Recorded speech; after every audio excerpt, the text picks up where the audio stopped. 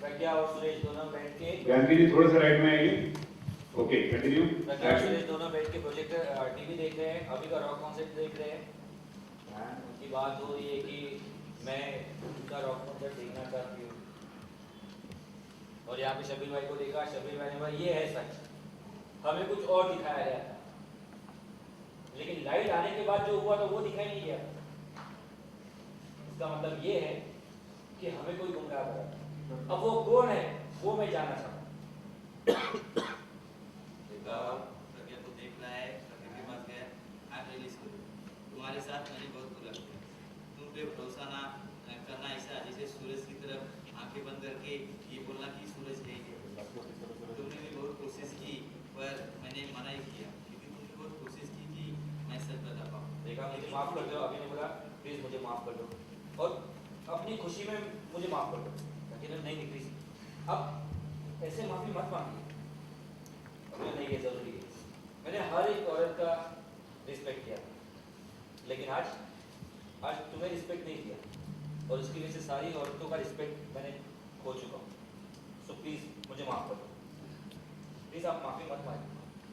आपको अपनी गलती और मेरा सच पता चल गया, मेरे लिए यही बहुत। आपकी अच्छी सोच, इसकी वजह से सब लोग आपको अच्छे मानते हैं और हर एक औरत आपकी रिस्पेक्ट करती है, लेकिन आज इस काम से हर औरत आपकी रिस्पेक्ट करेगी। ठीक लाइन है, लेकिन एक बात समझ में नहीं आती। आलिया इधर, ये आलिया यहाँ पे नजर हूँ, ये शबीर भाई, ये पटेल, बस इतने ही हम ही। बहुत एहसान किए हैं आपने मुझ पे, लेकिन ये एहसान मैं आपका कभी नहीं भूलूंगा। आपने कहा आप औरत की बहुत रिस्पेक्ट करते हैं, लेकिन आज इस काम के लिए हर औरत आपकी रिस्पेक्ट करेगी।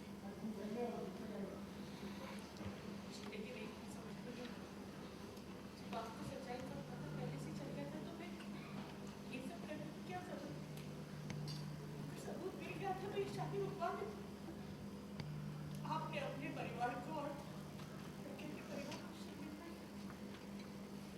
ठीक कहा आपने, मैं चाहता तो ये शादी रोक सकता था, पर मैं जानबूझ के ऐसे किया। उस आदमी का मुझे पता करना था कि ये काम कौन कर सकता है, प्रज्ञा और सुरेश का इन्वेस्ट पे कौन बना सकता है, जिसकी वजह से दोनों फैमिली को इतना सफर करना पड़ा, जिसकी वजह से प्रज्ञा को इतना सहना पड़ा, जिसकी वजह से दादी आज इस हाल में है। मैं उसे ढूंढना चाहता था, इसलिए मैंने डिसाइड किया मैं इस नकली शादी का असली ड्रामा कंटिन्यू करूँगा। फिर मैंने बहुत सोचा कि ये कौन हो सकता है। मैंने अपने फ्रेंड से पूछा तो, लेकिन मुझे कहीं से कुछ नहीं मिला। तो मुझे लगा कि ये काम मेरे घर के जिसको नॉलेज रहेगा वही कर पाएगा। तो तनु ने वहाँ से बोला तो पता तो चल गया होगा ना कि वो कौन है। अभी बोला हाँ पता चल गया है। आलिया के पास, वैसे तो बहुत स्मार्ट है। आलिया से फिर गए मिताली के पास, बहुत चालाकी से उसने एमएमएस सेंड किया। मिताली से फिर गए तन्नू के पास, आकाश का मोबाइल यूज किया, वहाँ पे उसने अपना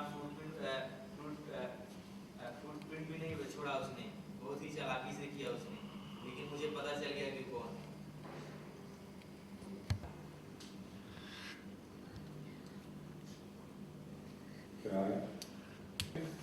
आलिया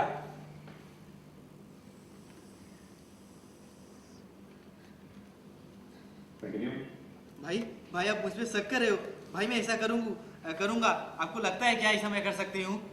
यस, तुमसे ज़्यादा मुझे बुरा लग रहा है कि मेरी अपनी बहन, जिसे मैं अपनी परछाई मानता था, जिसे मैं समझता था, वो मेरे साथ इतना बड़ा धोखा कर सकती है, मुझे अंधेरे में रख सकती है।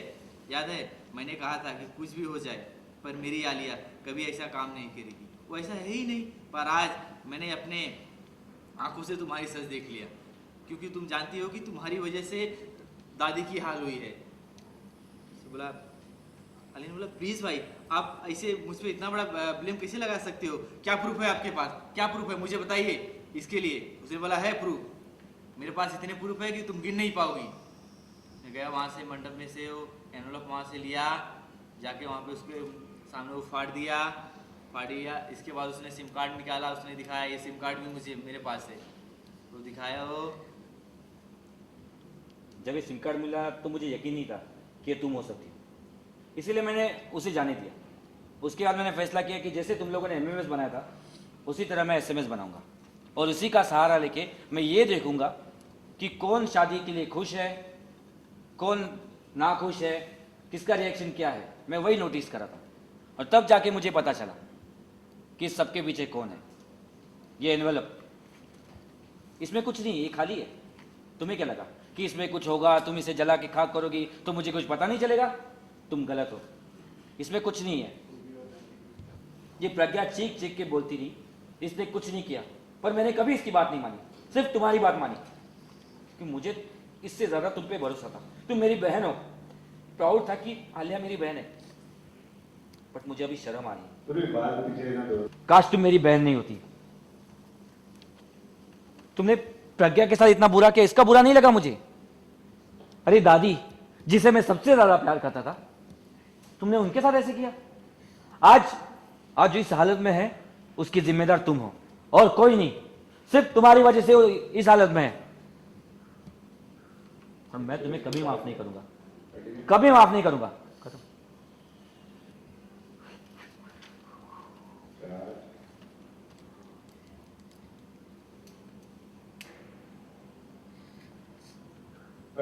ओके,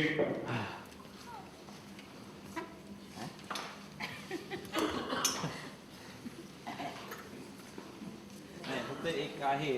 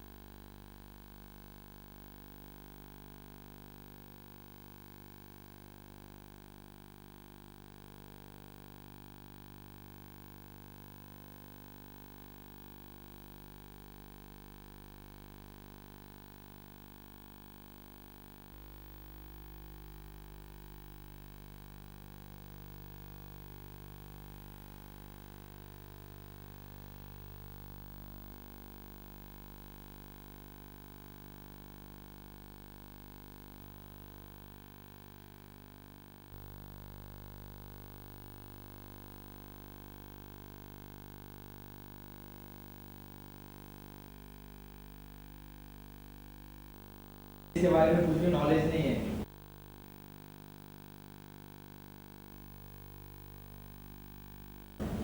सुरेश को सॉरी बोला और कोई नहीं, और लेकिन माँ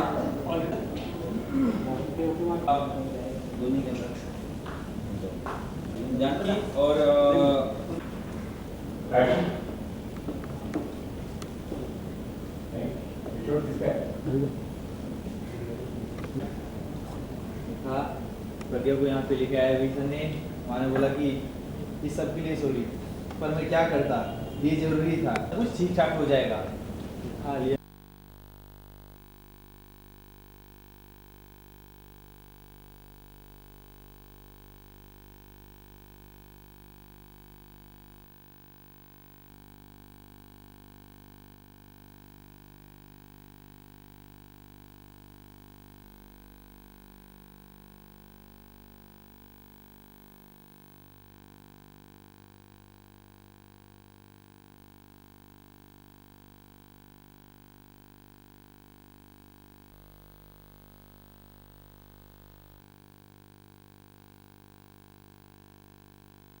उनके हाथ जल जाने पर मैं इतनी वरिड हो गई।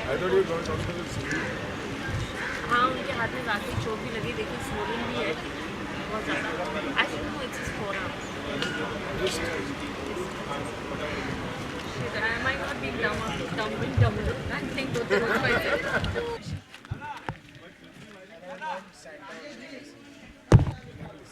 स्वागत है सर। जानना चाहूँगा कि आज क्या फिल्म आया जा रहा है? आज का ही टेलीकास्ट फिल्माया जा रहा है। एक बहुत ही मस्त सीन शूट कर रहे हैं जहाँ पर अपना डिलीवरी बॉय आके मुझे कुछ देता है। मुझे लगता है कि वो एविडेंस होगा, प्रूफ होगा प्रज्ञा के लिए, लेकिन इवेंचुअली वो एक पिज़्ज़ा निकलता है। तो कहानी में ट्विस्ट अगेन। तो क्या प्रज्ञा और सुरेश की शादी हो गई? अब पता नहीं, 3 फेरे हो गए और फिर ब्रेक हो गया, और उसके बाद वाले फेरे अभी हम ब्रेक के बाद शूट करेंगे। अब होगी या नहीं होगी ये हमें थोड़े टाइम में पता चलेगा। लेकिन बहुत इंटरेस्टिंग ड्रामा है अभी, क्योंकि वो जो जिस मंच पर वो फेरे ले रहे वो अपने आप में थोड़ा वीक है, तो थोड़ा ढलने लगता है, शायद मंच ही गिर जाए। तो ये एमएमएस को लेकर कुछ बातें I hate MMS. Let's not talk about MMS. तो आगे क्या ट्विस्ट देखने को मिल सकता है? आगे बहुत सारा ट्विस्ट है। जैसे अपने आप में शादी एक बहुत बड़ी ट्विस्ट है कि एक पति अपनी पत्नी की शादी उसके बचपन के दोस्त से करवा रहा है।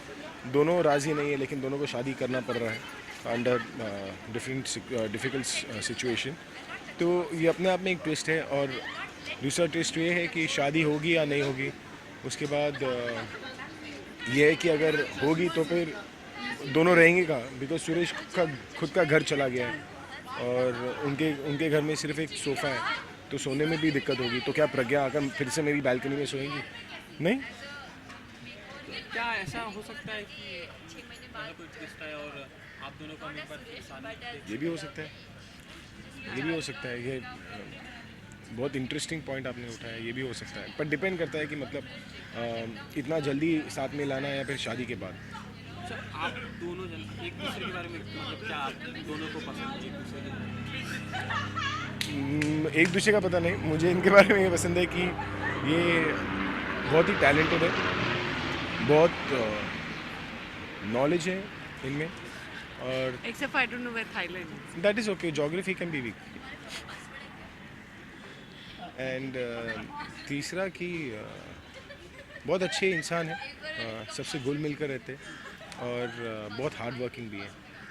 तो सब कुछ है, पर आर्म्स थोड़े पतले हैं। He's the nicest human being I've met. Period. मुझे लगता है सब लोग इसके जैसे होने चाहिए एंड मैं कोशिश करती हूँ कि मैं इसकी जैसे हो जाऊँ। हम बात नहीं करते ज़्यादा एक दूसरे से। Know talking. हमारा वॉर चल रहा है, क्योंकि विंटर है तो इसलिए कोल्ड वॉर चल रहा है। जाते जाते दर्शकों से क्या कहना चाहिए? Thank you. Thank you. आप लोगों ने हमें इतना प्यार दिया, इतना सराहा हमारे एपिसोड्स को बार बार देखते रहे। जब हम ऑनलाइन जाते हैं तो हम देखते हैं कि हमारे एपिसोड को इतने सारे व्यूज़ हैं, इतने सारे हिट्स हैं, जो शायद ही किसी एपिसोड्स के किसी भी दूसरे शोज़ के होते हैं। तो ये प्यार ना सिर्फ इंडिया से है बल्कि दुनिया भर से है। तो thank you all you Indians living all over the world and in India. This really means a lot to us. We really work hard and given that extra bit so that we can be appreciated. Thank you for doing that other part for us. Thank you.